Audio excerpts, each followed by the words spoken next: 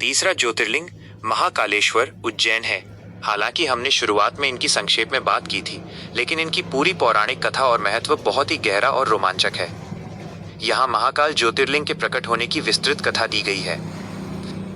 भगवान महाकालेश्वर की विस्तृत कथा।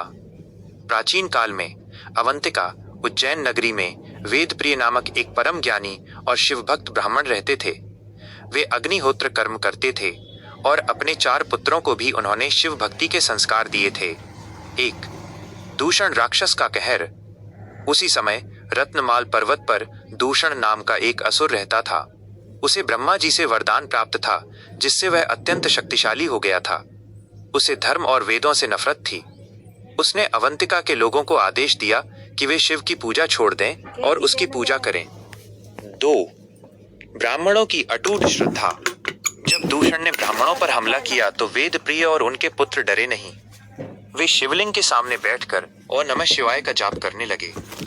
दूषण ने क्रोध में आकर जैसे ही उन ब्राह्मणों की हत्या के लिए तलवार उठाई, वैसे ही एक चमत्कार हुआ। 3 महाकाल का प्राकट्य, हुंकार मात्र से वध। जिस शिवलिंग की वे पूजा कर रहे थे, उसके पास की भूमि अचानक बड़े धमाके के साथ फट गई। उस गड्ढे से भगवान शिव एक अत्यंत विशाल और भयंकर रूप में प्रकट हुए। उनका वो रूप काल के समान डरावना था, इसलिए वे महाकाल कहलाए। भगवान शिव ने केवल एक हुंकार भरी और उस हुंकार की ज्वाला से दूषण राक्षस और उसकी पूरी सेना वहीं भस्म हो गई।